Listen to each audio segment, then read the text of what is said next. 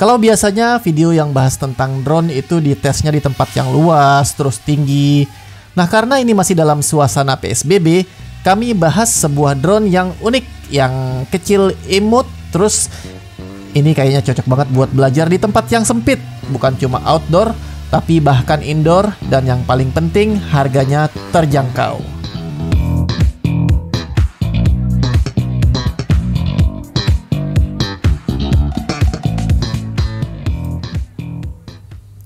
Assalamualaikum warahmatullahi wabarakatuh. Kembali di OA Tekno dan saya sangat bersemangat bikin video ini karena produknya seru banget. Kita unbox dulu ya. Kalian mungkin udah lihat di intro tadi. Jadi ini waktu saya unboxing. Dia ini namanya mini drone, LSRC mini drone. 14 tahun ke atas ya umurnya, disiapkan untuk 14 tahun ke atas. Jangan di bawahnya, berbahaya. 49 gram doang. Oh ya, LS itu Lansengsi atau apa gitu bacanya ya. Nah, ini soal spek kamera, cuekin aja, serius. Ini saya kasih di depan. Dia ada pilihan mau beli yang 4K atau Full HD, cuekin aja soal kamera, beli aja yang paling murah. Itu saran dari saya. Ini fitur-fiturnya. Bisa 360 headless, 1 key take off, 1 key landing, ya itulah fitur-fitur standar. Nah, ini yang penting nih. Beratnya 49 gram, diklaim bisa 13 menit main. Bisa 100 meter terbangnya. Itu juga menurut saya jangan dicoba benar-benar 100 meter ya, karena apa ya namanya ya, tahu diri lah, harganya ini cuma 300 ribuan. 300 berapa ya, ya pokoknya nanti link ada di deskripsi seperti biasa. Ini saya dapat dari Banggood. Harganya itu nggak sampai 400 ribu pokoknya. Kalau sama itu udah termasuk ya, udah termasuk sama ongkirnya, dan saya sih nggak bayar pajak lagi ya. Kayaknya itu udah sekalian pajak deh. Pokoknya sampai rumah. Nah, ini lihat. Dia itu bener-bener mini. Bukan cuma masuk kantong, tapi digenggam pun bisa ini kalau udah dilipat kayak begini. Dia punya kamera yang fix. Nggak bisa, arahnya nggak bisa diapa-apain ya. Tadi soal Banggood tadi. Jadi, kalau kalian mau pakai link yang di bawah, itu kalau saya lihat sih di link itu ada diskon yang lumayan oke untuk saat ini ya. Nggak tahu nanti pada saat kalian tonton ini diskonnya biasanya sih berubah-ubah, tapi ya coba cek aja pokoknya di deskripsi tersebut. Oke, lanjut ke ini buat ininya ya, buat mounting handphone sebagai kamera viewfindernya. Nah, ini joysticknya.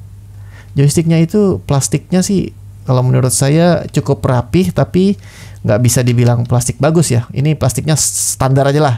Tapi balik lagi, melihat harganya, saya sih yang penting fungsi. Udah soal build quality kayaknya nggak usah terlalu banyak berharap gitu ya. Ada fitur-fitur yang standar, itu yang kanan itu buat dia flip ya. Tekan terus di geser ke kanan ke kiri mau flip kemana. Ini ada power, terus ada fitur-fitur standar seperti 1 key landing, 1 key take off, sama headless mode gitulah ya, standar pokoknya. Karena saya nggak mau bahas lebih banyak, yang penting itu cuma enak aja dimaininnya. Itu aja harapannya di harga segini. Soal kamera tadi saya udah bilang ya, jangan terlalu berharap banyak, tapi nanti tetap akan saya berikan contohnya. Ini ada bonus ini ya, baling-baling sama dapat asik, dapat obeng kecil lagi, dapat obeng kecil sama ini buat ngecharge-nya. Sayangnya ini satu baterai karena harganya beda. Kalau mau beli yang 2 baterai, 3 baterai ada, tapi karena ini ngecharge-nya cuma 40 menit, saya coba sih beneran 40 menitan sampai sejam lah kira-kira segitu. Itu pun di speed ngecharge yang paling lambat gitu ya. Anggaplah colok ke komputer gitu ya. Jadi bisa lebih cepat dari itu sebenarnya. Tapi jangan sih, baterainya kecil, nanti jebol. Ini tutup. Nah, itu saya belum tahu tuh itu tutup apa, belum coba, dan selama nggak coba pakai itu baik-baik aja. Sebelumnya kita coba install aplikasinya dulu. Tinggal buka manual book, terus kita scan barcode-nya.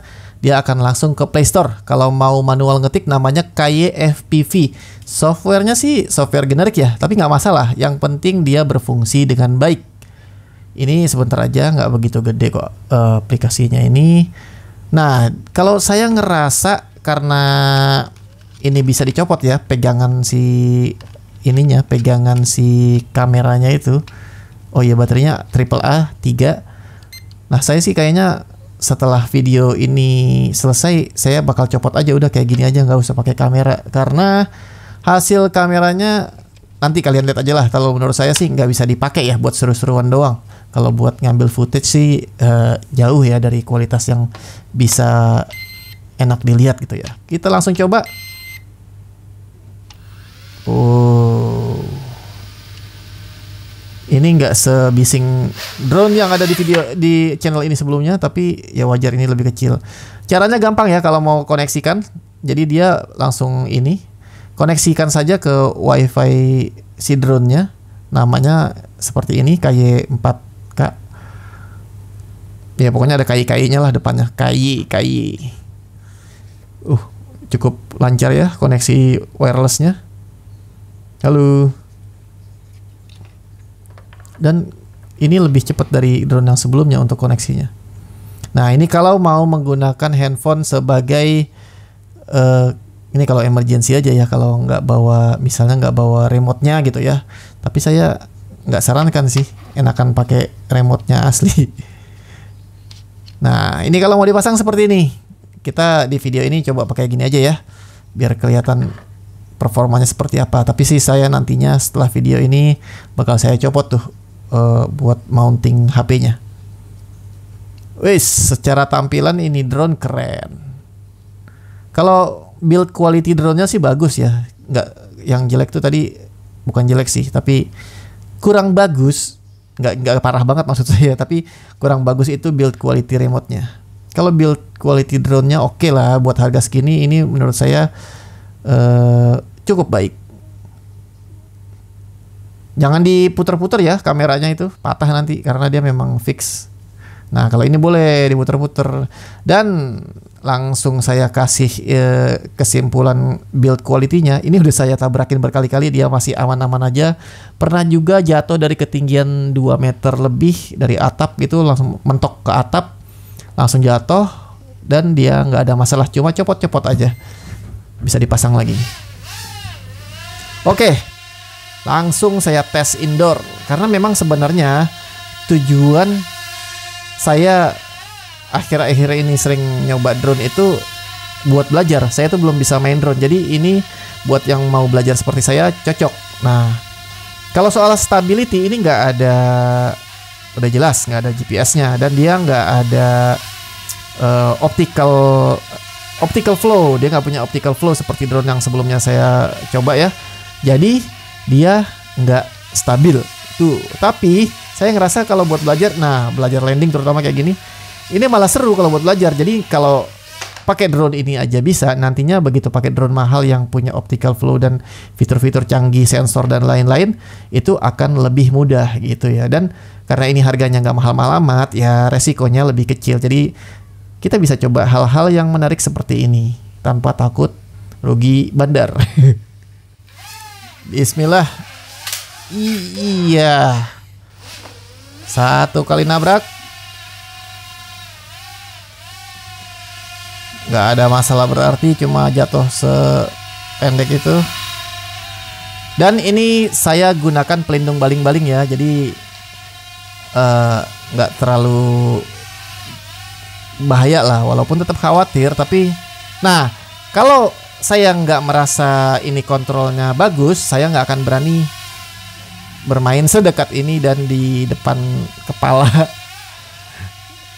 Tapi ini enak, ini kontrolnya buat harga segini menurut saya oke tuh. Saya coba flip, nggak kelihatan ya, nanti saya coba yang lebih jelas. Oh, kalau lihat muka saya tegang karena memang saya newbie banget.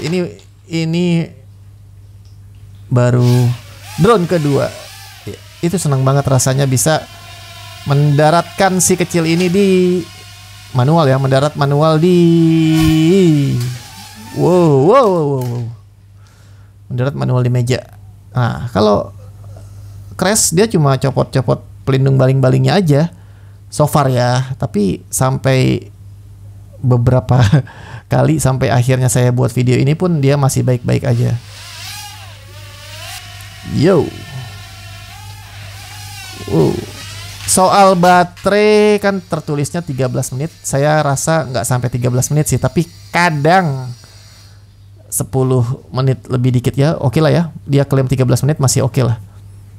Nggak jauh-jauh banget gitu ya. Oke, sekarang kita coba di outdoor, dan semakin kecil drone-nya, semakin ringan, tentunya semakin tidak stabil kalau kena angin. Jadi ini dia nggak ada sensor dan optical flow, jadi tambah nggak stabil tuh. Di ini nih, lihat videonya yang saya maksud.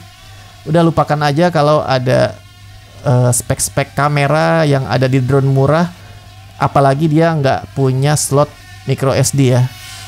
Jadi kalau mau ngerekam harus via wireless ke handphone. Untuk transmisi sinyalnya aja kan berat. Jadi soal kualitas pasti parah banget. Nah, jadi kalau buat saya sih ini drone bakal dipakai buat latihan aja. Untuk kameranya ya tahu aja gitu kalau itu ada kameranya, tapi kayaknya nggak akan digunakan buat ngambil footage ya. Ya buat seru-seruan kayak gini oke lah. Nah, kelemahan yang saya rasakan adalah ini kalau ketahanan sih oke, bukan itu kelebihan, tapi soal ini baterainya. Dia tuh ini dari baru ya, bukan karena jatuh-jatuh itu, tapi memang dia megangnya tuh nggak rapet banget, cuma kayak gini aja, ngekliknya tuh sedikit aja gitu.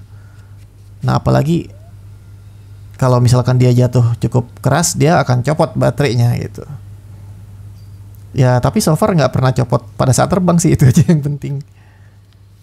Jadi dengan besar ini belum dilipat aja masih sekecil ini loh.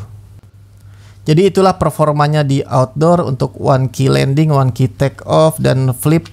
Itu semua berjalan dengan lancar. Saya balik ke indoor lagi karena menurut saya ini memang drone yang asik banget buat dimainin di indoor. Kalau kalian nyari drone buat belajar, drone murah buat belajar supaya nggak takut kalau nabrak terus rusak gitu ya, ini saya rekomendasikan. Dan akhirnya setelah beberapa kali ganti baterai, ngecharge gitu maksudnya ya, saya bisa menstabilkan si drone mini ini sampai saya bisa nangkep seperti ini dan dibalik untuk ngetes fitur safety-nya. Sampai jumpa di video berikutnya. Terima kasih dan wassalamualaikum.